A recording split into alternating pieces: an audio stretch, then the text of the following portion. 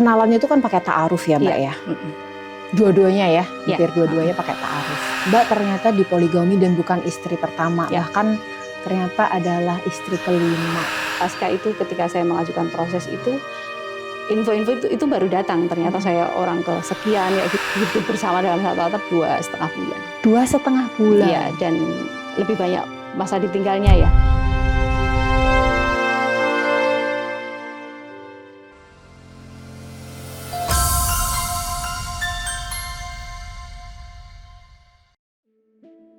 Sebesar biji zarah pun pasti ada rasa cemburu para istri Nabi, karena Nabi memiliki lebih dari satu istri. Apalagi kita manusia biasa. Itulah yang kadang membuat poligami selalu menjadi kontroversi.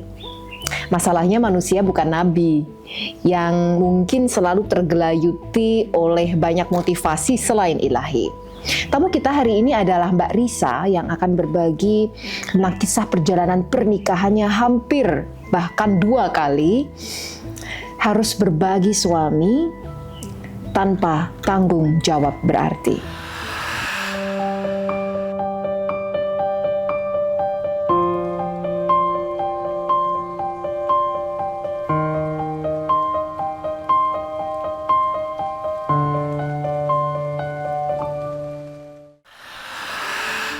Saya dengar ceritanya tadi gemes, gregetan gitu ya Mbak ya. Boleh nggak Mbak bisa diceritakan apa sih yang bikin Mbak tuh ya waktu itu ya jatuh cinta dengan suami pertama maupun suami yang kedua? Apa karena atas nama apa ya istilahnya religiusitas gitu ya, karena mereka dari kalangan orang-orang yang bisa dianggap panutan dalam beragama atau ada hal lain ya? Ya, bismillahirrahmanirrahim. Salah satunya iya, saya harus katakan seperti itu karena saya menilai bahwa pemimpin itu kan pemimpin khususnya dalam rumah tangga itu kan kalau bisa dia yang paham akan agama ya. Dan mungkin pemahaman terhadap imam itu kan ya itu tadi turunan dari agama, dia bisa kemudian memperlakukan secara ahsan, kemudian bertanggung jawab, dan di awal-awal memang mungkin Allah memampukan lisan-lisan mereka ya, kemudian bisa menghafal dalil, kemudian sampai segitu ya? Ya adalah beberapa nilai-nilai itu yang kemudian oh ya berarti dia pantas untuk menjadi pemimpin saya. Itu salah satu yang kemudian tampak secara zahir ya. Meskipun ya pada akhirnya ketika sudah masuk di bingkai pernikahan itu kan ya kita ya akhirnya yang harus menjalani dinamika itu yang ternyata memang betapa ilmu itu menjadi ya solusi dari semuanya ya. Kenalannya itu kan pakai ta'aruf ya Mbak ya? Dua-duanya ya, hampir dua-duanya pakai ta'aruf. Dan ta'aruf itu sebuah metode yang dikenal luas di kalangan umat muslim itu sebagai metode yang jauh lebih barokah istilahnya dibandingkan pacaran gitu ya. Penjajakan yang sesuai dengan syariat tuh memang dengan ta'aruf gitu. Nah, tetapi kemudian apakah Mbak setelah 2 kali menikah ini ya, ta'aruf itu juga ada kekurangan atau semacam ada gap karena tidak ada background check yang cukup mendalam. Apalagi ketika ta'aruf ini juga mantan suami pingin istilahnya menyegerakan pernikahan gitu atas nama agar lebih afdol dan sebagainya. Jangan sampai terjatuh pada zina. Nah, seperti itu. Sehingga kemudian tidak ada background check gitu. Ya.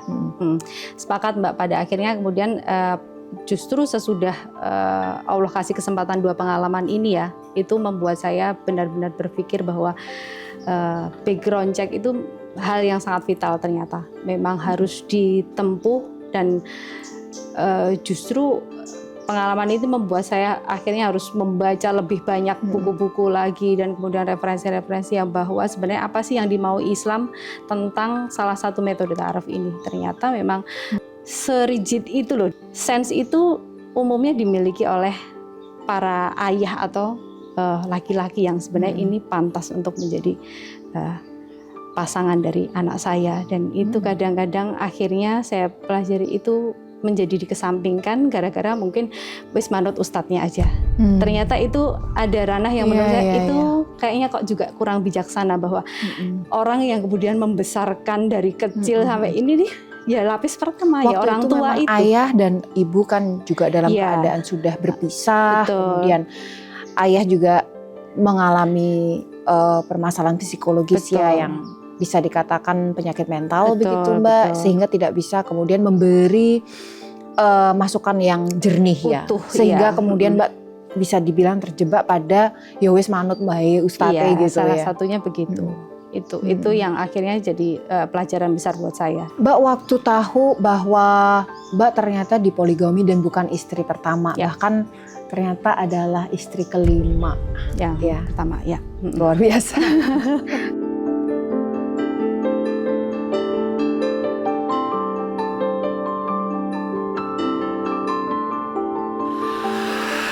Mbak kemudian kan sebelum menikah juga kemudian tergabung pada sebuah majelis ya, yang Mbak belajar bahwa sesungguhnya dalam agama Islam memang poligami itu sebuah praktek yang diperbolehkan gitu. Namun pada prakteknya lagi itu banyak orang menyalahgunakan poligami itu. Nah pada saat tahu ternyata dipoligami ya, apakah Mbak kemudian merasa ya sudah ini bagian dari bakti Anda kepada suami, atau katanya kalau istri itu merelakan dirinya untuk dipoligami bisa masuk surga atau seperti apa gitu ya, atau ada rasa kecewa? Kecewa pasti ya, karena kemudian yang saya pahami tentunya salah satu elemennya ada poligami di kotak pernikahan itu ternyata tahapannya kan sangat rigid sekali ya. Itu harus ditempuh kalau memang mau menjalankan praktek syariat, salah satu squel amalan yang cukup besar. Tapi tidak dilalui oleh laki-laki yang kemudian saya temui ini, dan itu sebenarnya kesedihan yang malah sering membuat saya menangis di posisi itu. Saya menanamkan pada diri saya jangan sampai saya menyelisih satupun syariat yang ada di Al-Quran, bahwa itu ada.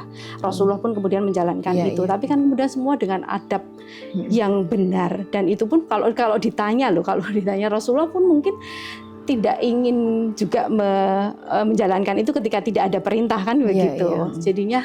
Jadi memang harus melihatnya secara komprehensif sih Mbak, seperti itu. Saat tahu dipoligami gitu, tadi Mbak mengatakan sebetulnya kalau sesuai syariah, prakteknya itu benar, beradab, itu mau-mau aja ya gitu. Tapi apa sesungguhnya waktu itu glitch yang terjadi sehingga Mbak memilih untuk, apakah mungkin terjadi KDRT atau apa, atau tidak bertanggung jawab menafkahi dan sebagainya? Ya, dalam pernikahan itu kan kebutuhan akan disayangi, artinya elemen-elemen itu kan banyak sekali. Ada sentuhan. Betul. Artinya itu saja secara dasar belum continue dilakukan gitu loh. Waktu itu Mbak merasakan ada ketimpangan pembagian waktu, manajemen waktu? Sebenarnya yang kedua ini ya, karena kemudian itu sudah sangat tampak sekali ya. Kalau yang pertama karena saya banyak ditinggal-tinggal, jadi saya tidak tahu. Hanya pasca itu ketika saya mengajukan proses itu, info-info itu baru datang. Ternyata saya orang kesekian kayak gitu. Itu juga simpang siur sih sebenarnya. Saya juga nggak tahu siapa saja perempuan dan ada di wilayah mana saja, saya nggak ngerti.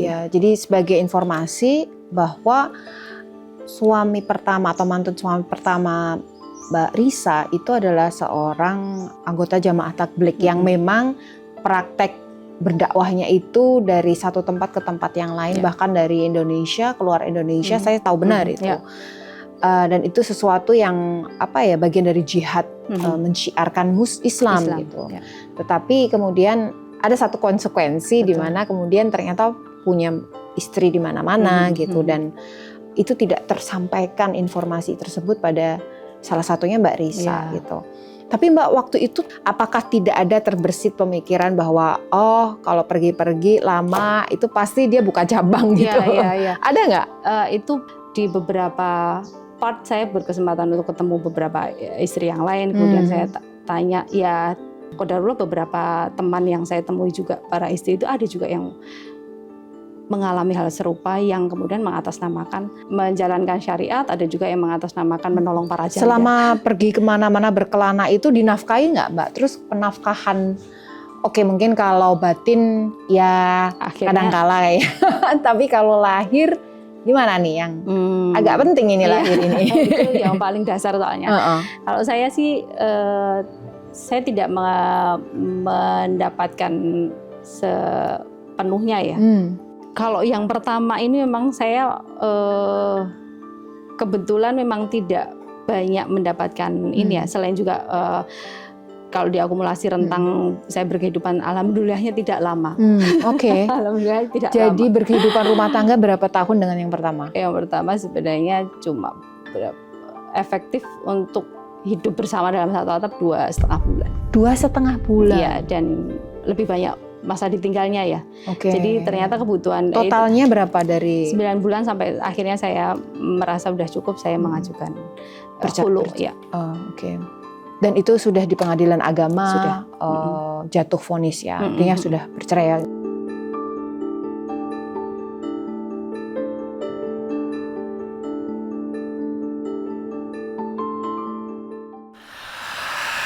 Mbak ngerasa nggak sih dipatok ular 2 kali gitu? Iya. Kayak 2 kesempatan ini saya rasa menikah resmi rasa siri.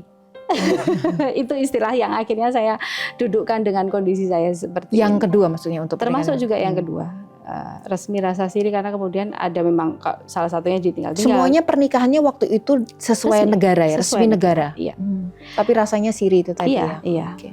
Jadi sedangkan yang siri, dinamika yang terjadi di luaran, mereka siri rasanya udah menguasai ya, lebih menguasai, dan itu ya artinya itu memang akhirnya jadi pergulatan banget. Sebenarnya esensinya gimana sih? Apakah kemudian hanya diakui negara saja bahwa ya mau tidak mau kita hidup di negara hukum, mau tidak mau itu juga harus ditegakkan ya. Tapi secara fungsi ketika apa ya kalau orang Jawa aktivitas berumah tangga itu kok secara fungsi kemudian tidak berjalan secara normal, itu kan juga tidak ahsan juga. Mbak menikah itu kan tadi 9 bulan ya. Kemudian jarak dari pernikahan pertama selesai ya, kemudian bercerai, itu sampai menikah lagi berapa tahun?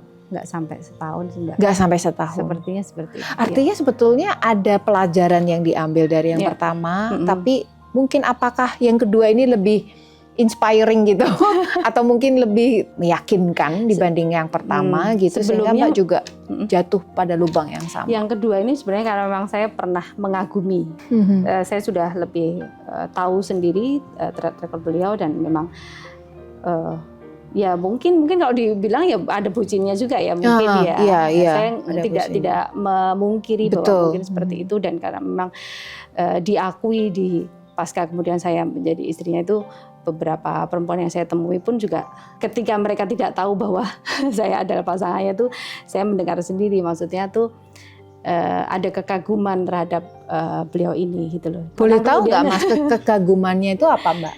Apakah mungkin fisik atau lebih pada kedalaman ilmunya gitu ya, atau dari sisi apa? Kan secara manusiawi kan pasti ada yang membuat Mbak. Salah satu yang tampak dari memang kemampuan berdiplomasi ya. Itu bagi sebagian perempuan kayaknya itu juga cukup nganu ya. Wow banget gitu. Maksudnya kayak pinter mengambil hati perempuan gitu. Salah satunya begitu, dan dalam artinya interaksi dengan para asatid itu kan saya menemui itu artinya dia bisa untuk berkomunikasi, mengawali nganu, dan kemudian saling menghubungkan satu dengan yang lainnya gitu. Jadi menurut saya itu juga skill ya. Humoris nggak Mbak? Iya. Nah, mungkin itu salah satu yang itu bikin salah satu. Kadang perempuan memang suka sama pria yang bisa bikin dia ketawa, bercanda gitu ya. Sepakat. Tapi begitu menikah, kok tiba-tiba kok nggak pernah bikin ketawa lagi ya? Dulu kemana itu ya? Iya, jadi saya ngerasa loh, kita ini secara fisik dekat, kamu nggak perlu juga teriak-teriak. Saya sudah dengar hal-hal yang seperti itu, tapi ternyata dekat, tapi kalau hatinya jauh, sedang jauh, itu kan berarti memang ada apa-apa ya. Ya, aku sedih dan pasti akan longsor kayak gitu ya. Konsekuensinya kemudian saya harus sembuh, saya harus pulih. Salah satu yang saya inginkan ya diizinkan merasakan sensasi bagaimana menjadi perempuan ya.